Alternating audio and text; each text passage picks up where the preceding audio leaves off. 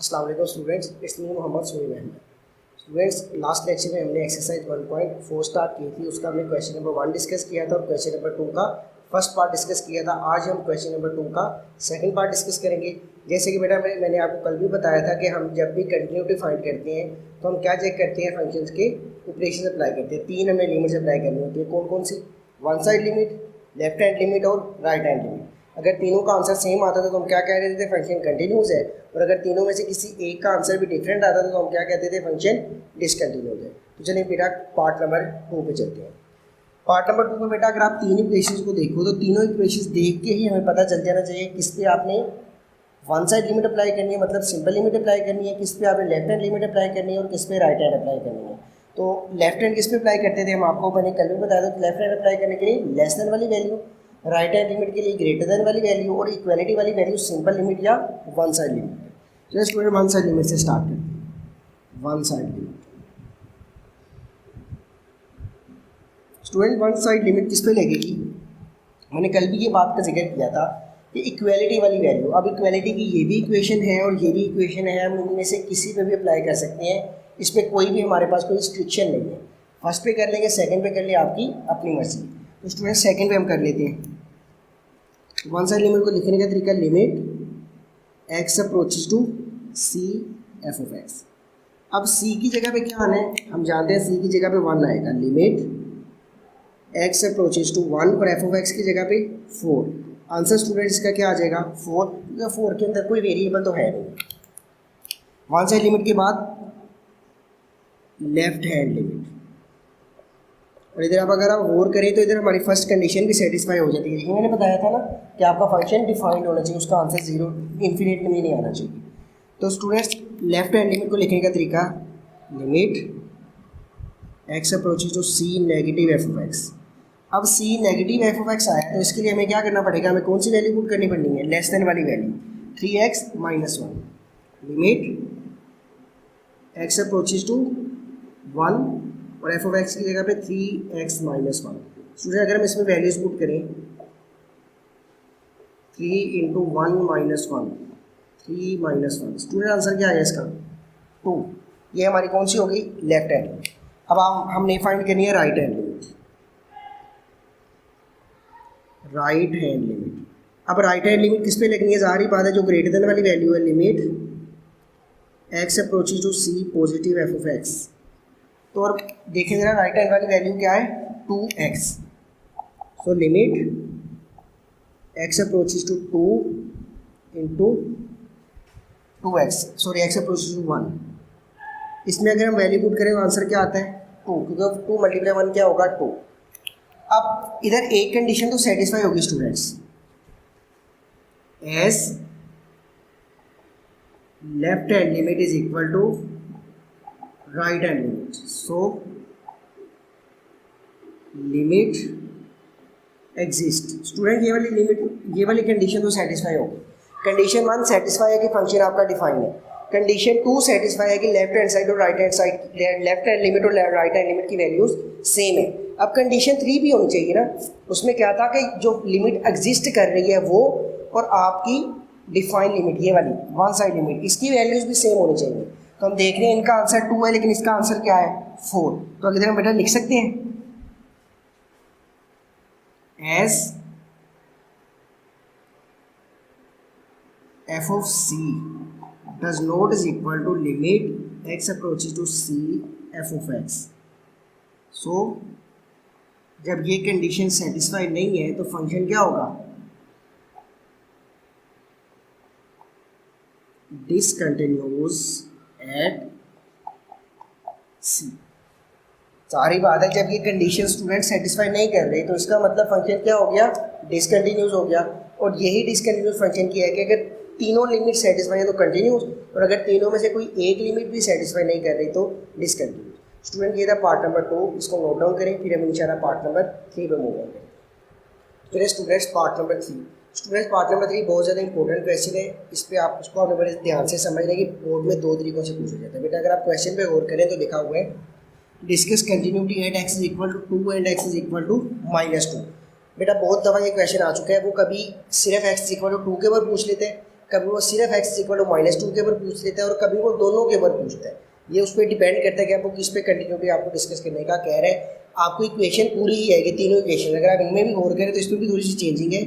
आपकी -2 और 2 इसमें दो लिमिट्स यूज़ हो रही है, एक -2 भी यूज़ हो रही है और एक 2 भी यूज़ हो रही है। सो सबसे पहले तो इसमें एक चीज़ आती है कि आपको पता होना चाहिए कि अगर 2 वाली वैल्यू पे उसने डिस्कस करने का कहा है तो आपने 2 वाली इक्वेशन को यूज़ करना है, और अगर उसने -2 पे डिस्कस करने का कहा है तो हमने -2 वाली इक्वेशंस को यूज़ आउट करना है। तो बेटा इन इक्वेशन को यूज़ करने का तरीका क्या है, सबसे पहले तो आप इस तरीके को समझ, फिर हम इंशाल्लाह क्वेश्चन पे भी मूव करेंगे। बेटा सबसे पहले तो ये जो वैल्यू लिखी हुई है इसको ब्रेक डाउन करना सीखें। इसका मतलब क्या होता है ये आप लोग पहले भी पढ़ चुके हैं, मैं एक बार आपके लिए डिफाइन करता हूँ। बेटा हमने देखना होता है x की तरफ, ये इसका मतलब है x लेस देन 2। अगर हम इसको ब्रेक करके लिखें तो इसका मतलब होगा x less then 2 and x greater then -2। इसका ये मतलब बनेगा। अगर इसको हम ब्रेक डाउन करके लिखें तो हमने x की तरफ देखना होता है, x less then 2, x greater then -2। Clear हो गया स्टूडेंट्स? तो सबसे पहले आपको उसको ब्रेक डाउन करना आना चाहिए कि हमने वैल्यूज़ को किस तरीके से लेना है। तो स्टूडेंट अब हम क्वेश्चन में मूव करते हैं। पहले हम इसको 2 के ऊपर डिस्कस कर लेंगे और फिर हम -2 पे डिस्कस कर लेंगे। At x is equal to 2। तो स्टूडेंट सबसे पहले तो देखिए कि at x is equal to 2 के ऊपर कौन कौन सी इक्वेशन यूज होगी। अगर हम इनमें से देखें तो x इज इक्वल टू 2 के ऊपर एक ये वाली इक्वेशन यूज होगी और एक ये वाली equation. At x is equal to 2 हमारी जो इक्वेशन बनेगी कौन सी बनेगी, x² - 1 if x less then 2। इसका मैंने अभी आपको करके बताया। इसका मतलब क्या होगा, x greater then -2 and x less then 2। इसका मैंने ब्रेक डाउन करके अभी आपको समझा दिया। तो स्टूडेंट एक इक्वेशन ये बनेगी और दूसरी क्या है, 3 if x greater than equal to. Clear हो गया students? At x is equal to 2 की वैल्यू के लिए हमने इन दोनों इक्वेशंस को ले लिया क्योंकि इनमें 2 आ रहा था। इसको क्यों नहीं लिया, क्योंकि इसकी भी जो लिमिटिंग वैल्यू है वो क्या है, -2। तो स्टूडेंट्स बस पहले वन साइड लिमिट। अब वन साइड लिमिट कहाँ पे अप्लाई होनी है, ज़ाहिर बात है हमने ये पढ़ा हुआ है कि वन साइड लिमिट हमेशा उस वैल्यू में अप्लाई होती है जिसमें इक्वालिटी का सिंबल हो। तो इन दोनों में इसमें इक्वालिटी का सिंबल है। सो वन साइड लिमिट किस पे अप्लाई होगी, 3 पे। Limit x approaches to 2 3। तो आंसर क्या आ जाएगा स्टूडेंट्स, वन साइड लिमिट का आंसर आ गया 3। वन साइड लिमिट में दूसरी लिमिट कौन सी आती है, लेफ्ट हैंड लिमिट। और इधर पहले कंडीशन सेटिस्फाई भी हो गई है, जब इधर 3 आंसर आए ना, ये डिफाइंड आंसर है, अनडिफाइंड नहीं। Left hand limit, limit x approaches to 2f(x). अब लेफ्ट हैंड लिमिट हम जानते हैं किस पे अप्लाई होती है, लेस देन वाली value. So limit x approaches to 2 negative less than वाली वैल्यू ये है, x² - 1। इसका आंसर क्या आएगा, 2 का स्क्वायर -1, 2 का स्क्वायर 4 - 1, आंसर 3। ये हो गई हमारी लेफ्ट हैंड लिमिट। अब हम आ जाते हैं स्टूडेंट्स राइट हैंड लिमिट। अब राइट हैंड लिमिट हमें पता है किस पे अप्लाई होती है, ग्रेटर देन वाली वैल्यू पे। Limit x approaches to 2f(x). और ग्रेटर देन वाली वैल्यू हमारे पास कौन सी है, इधर देखें, ये ग्रेटर देन वाली वैल्यू 3। तो इसका आंसर भी क्या आ जाएगा, 3। स्टूडेंट्स लेफ्ट हैंड लिमिट और राइट हैंड लिमिट दोनों का आंसर सेम है। सो कंडीशन 2 भी इधर सेटिस्फाई होती है, as left hand limit is equal to right hand limit. So limit exist, condition 2 satisfy होगी। अब कंडीशन 3 चेक करें, एंड आल्सो ये वाली लिमिट जो एग्जिस्टिंग लिमिट है और ये जो वन साइड लिमिट है, इन दोनों का आंसर भी सेम है। F of c is equal to limit x approaches to c(f(x). So function continuous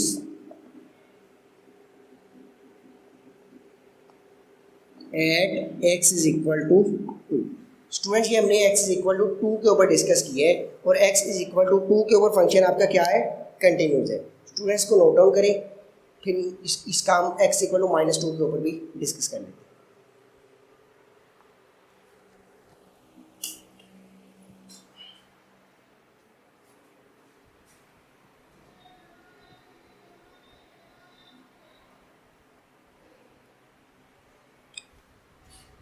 तो स्टूडेंट्स x इक्वल टू -2 के ऊपर डिस्कस करते हैं अब इसी वैल्यू को।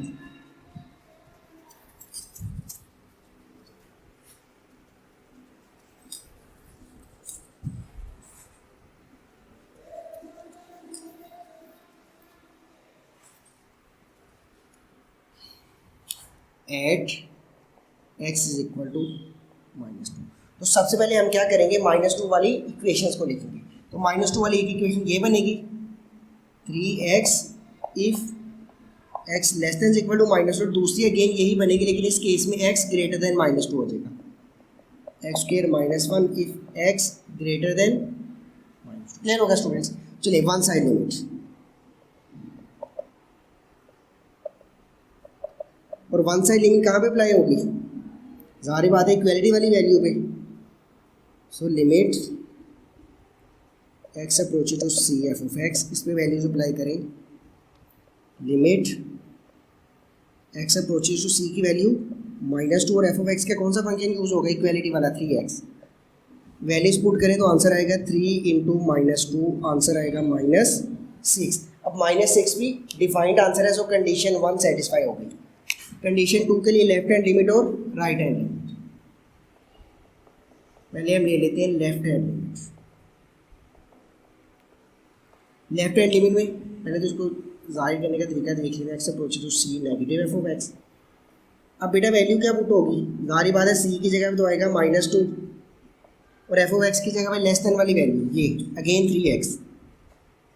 तो हमें आंसर भी इसका निकाल चुके हैं। आंसर क्या आता है इसका? 6। राइट हैंड लिमिट पे आ जाए, और राइट हैंड लिमिट अप्लाई होनी है कौन सी वैल्यू पे? ग्रेटर देन वाली वैल्यू पे। So limit x approach to c positive f of x। जब इसमें हम वैल्यूज पुट करेंगे, limit x approach to positive और f ऑफ x का कौन सा सिंबल आएगा? ये x स्क्वायर -1 वाली इक्वेशन यूज होगी। और इसका आंसर देखिए स्टूडेंट्स, लिमिट अप्लाई कर देते हैं हम। -2 का square -1 is equal to 4 -1, answer आएगा 3। लेफ्ट हैंड लिमिट और राइट हैंड लिमिट का आंसर चेंज हो गया। एज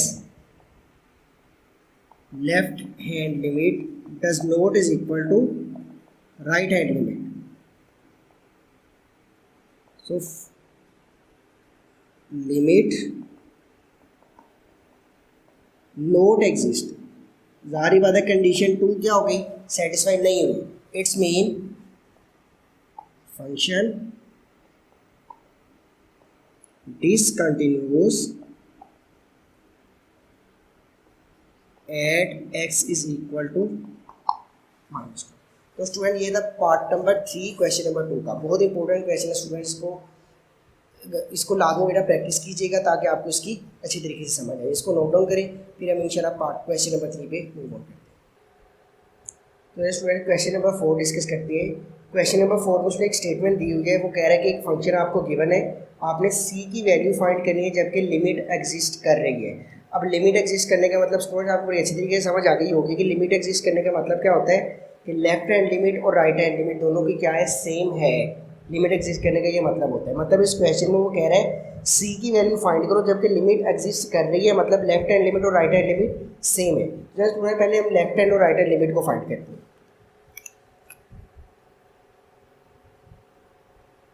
पहले हम देख लेते हैं इसकी लेफ्ट हैंड लिमिट। अब लेफ्ट हैंड लिमिट किस पे अप्लाई होनी है? जाहिर बात है लेस देन वाली वैल्यू पे first equation, limit x approaches to -1 और f ऑफ x की जगह पे x प्लस 2। वैल्यू पुट करें -1 + 2 and 2 - 1, answer 1। Left hand limit का आंसर क्या आ गया? 1। इसी तरह हम फाइंड कर लेते हैं राइट हैंड लिमिट। अब राइट हैंड लिमिट किस पे अप्लाई होती है? We know that right hand limit apply होती है ग्रेटर देन वाली वैल्यू पे। सो ग्रेटर देन वाली वैल्यू क्या आएगी? Limit x approaches to -1 c + 2। तो इसका आंसर क्या आ जाएगा स्टूडेंट्स? c + 2। अब लेफ्ट हैंड लिमिट और राइट हैंड लिमिट मैंने निकाल ली। लिमिट एग्जिस्ट कर रही है age limit exist, so left hand limit will be is equal to right hand limit exist कर रही है, तो इसका मतलब ये दोनों क्या होगी, इक्वल होगी। सो इन दोनों को इक्वल रख लें। सो लेफ्ट हैंड लिमिट की वैल्यू क्या आई, 1 is equal to right hand limit की वैल्यू क्या आई, c प्लस 2 इधर आके माइनस, आंसर क्या आ जाएगा स्टूडेंट c का -1। स्टूडेंट बहुत इंपॉर्टेंट शॉर्ट क्वेश्चन है ये, इसको अच्छे तरीके से कीजिएगा, काफ़ी इंपॉर्टेंट क्वेश्चन है और बहुत इजी भी है। उम्मीद है तो आपको समझ आ गई होगी। स्टूडेंट्स इसको नोट डाउन करें, फिर हम इंशाल्लाह पार्ट क्वेश्चन नंबर 5 पे मूव ऑन करते हैं। Okay students, question number 5 question number 4 से रिलेटेड है। उसने खुद कहा हुआ है कि फंक्शन आपका कंटिन्यूस है। कंटिन्यूस मतलब इसमें सारे लिमिट्स एग्जिस्ट करती है, लिमिट भी एग्जिस्ट करती है, और उसके बाद वन साइड लिमिट की वैल्यू और जो आपकी लिमिट एग्जिस्ट करती है उसकी वैल्यू भी सेम, मतलब फंक्शन कंटिन्यूस है। इट्स मीन जो हमारा मेन कंसर्न है वो ये कि लेफ्ट हैंड लिमिट और राइट हैंड लिमिट दोनों क्या है, सेम है। इसके स्टूडेंट दो पार्ट हैं, चलिए पहले पार्ट को पहले डिस्कस कर लेते हैं। फर्स्ट पार्ट में देखिए स्टूडेंट, पहले इस पर हमने लेफ्ट हैंड लिमिट अप्लाई करनी है, फिर हमने इस पर से राइट हैंड लिमिट अप्लाई करनी है। तो लेफ्ट हैंड लिमिट कहाँ भी लगेगी, left hand limit it mean less than वाली value, limit x approaches to less than वाली वैल्यू क्या है ये 3 नेगेटिव, और एफ ऑफ एक्स कौन सा यूज होगा, M x, less than mean M x. इसमें बेटा जब हम लिमिट अप्लाई करें तो आंसर क्या आ जाएगा 3m। आगे राइट हैंड लिमिट, अब राइट हैंड लिमिट किस पे अप्लाई होगी, ग्रेटर देन वाली वैल्यू, और ग्रेटर देन वाली वैल्यू ये है limit x approaches to 3 positive और एफ ऑफ एक्स की जगह -2x + 9। स्टूडेंट्स इसका आंसर +9 -6 + 9 आंसर क्या आ जाएगा 3m और 3 दोनों वैल्यूज आ गई। अब आ जाए वन साइड लिमिट पे।